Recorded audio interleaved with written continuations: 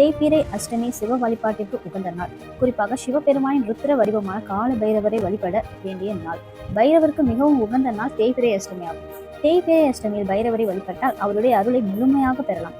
கோவிலுக்கு சென்று பைரவரை தரிசிக்க முடியாவிட்டாலும் வீட்டிலிருந்து பைரவரை வழிபடலாம்.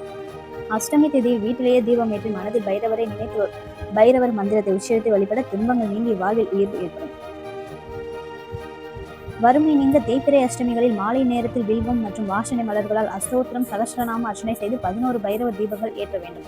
இழந்த செல்வத்தை திரும்பம் பெற 11 அஷ்டமிகள் பைரவ தீபங்கள் ஏற்ற வேண்டும். பைரவ தீபம் என்பது மிளகை சிறு மூட்டையாக கட்டி நெய் அல்லது நல்லெண்ணெய் இட்டு தீபம் ஏற்றுவதாகும். திருமண தடை நீங்க ஞாயிற்றுக்கிழமை ராகு காலத்தில் திருநீறு அபிஷேகம் செய்து மிளகு வடை மாலை சாற்றி அர்ச்சனை செய்ய வேண்டும். வீட்டில் செல்வம் செழிக்க தேய்பிறை அஷ்டமிகளில் சதுர்கால பைரவருக்கு சொர்ண புஷ்பம் அல்லது 108 காசுகளால் அர்ச்சிக்க வேண்டும். அந்த காசுகளை வீட்டில் பணப்பேட்டியில் வைக்க வேண்டும். செல்வம் கொளிக்கும்.